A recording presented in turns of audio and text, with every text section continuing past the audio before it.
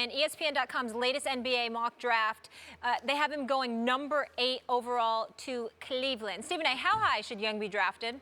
Well, I hope he falls to number 9 so the Knicks could grab him. That's what I'm thinking about. I'm thinking about my New York Knickerbockers. Now, I like this kid Sexton out of Alabama as well.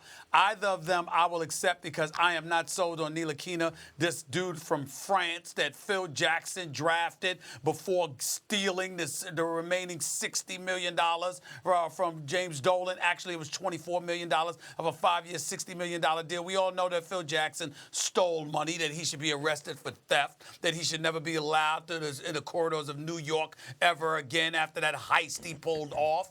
And knowing he was walking out the door a week later, gave us Ntilikina instead of Dennis Smith Jr., instead of Donovan Mitchell. Don't get me started with Phil Jackson. But there's a way for the New York Knicks to make amends. They can get a guard. They can get somebody who could pull up. I had the pleasure of meeting Trae Young, and I was shocked. And he was taller than I thought he was in person. And so seeing him, understanding that he has a bit more size on him than I thought he had, knowing that he'll pull up from the parking lot, and knowing that, he's got that lanky frame, and knowing how the New York Knicks missed out on Steph Curry by 1 pick in 2009. He got snatched 7th. The Knicks had the 8th pick. The Golden State ends up getting Steph Curry. New York Knicks end up with Jordan Hill. Don't get me started. I don't think you miss on that twice. If Trae Young is there, you grab him. But with our luck, the New York Knicks luck, that is, the Cavaliers will probably get him a pick before, just like Golden State got Steph Curry a pick before the Knicks. That's right. He's a top 10 pick, I think, but just barely. And, in fact, I don't think it's the Knicks who are really best suited to or whose needs he best meets. I appreciate your Dennis Smith Jr. point, Stephen A., though, look, a lot of people passed on Donovan Mitchell, not just the Knicks. He wound up going way too low. I don't think you can criticize them for that. Charlotte, Dennis Smith Jr., we agree with. Yeah, we agree there. He was the best available guy, and we'll see what happens to Porter Jr. this year. But as far as Trae Young is concerned, either the Cavs or not the Knicks, but the Sixers, the team that picks right after him, either 8 or 10. The Cavs need, look, if LeBron stays, which we think is a long shot, he needs shooters around him. He needs shooters who have enough talent to play some minutes. And Trae Young, if he works out, will be that guy, because he can certainly knock them down from real range.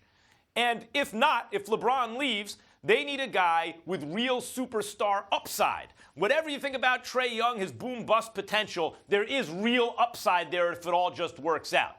That's if he's to the Cavs at 8. If he goes to the Sixers at 10, I think the real need there that he fits is shooting. Again, if he's good enough to stay on the floor, lots of guys can shoot it. Lots of guys can shoot it really well.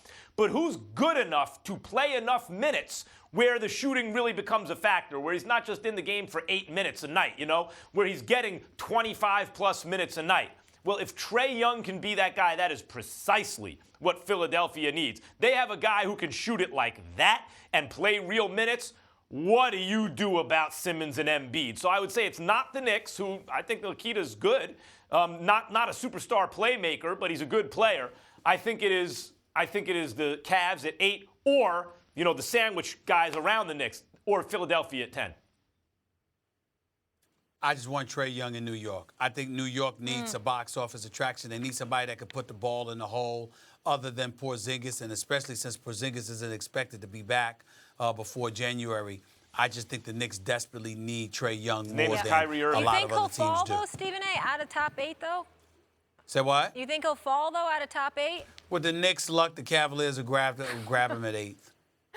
Maybe well, it's things possible will he change does under because this new regime. Go ahead, Max. He has enormous swing. Like, I don't know if there's anyone who's more boom or bust in this draft. It's like 50-50, right? That's for sure. The defenders are all going to be bigger than him.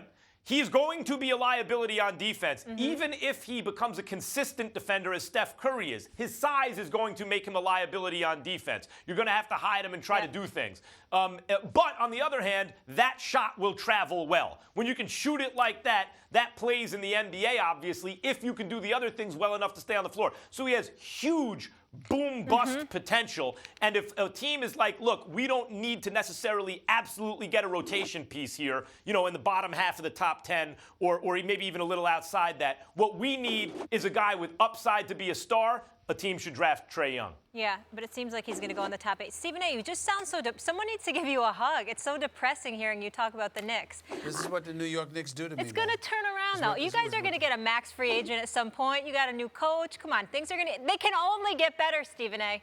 Come on. Well, they can't get worse. They're going to waste Porzingis' career.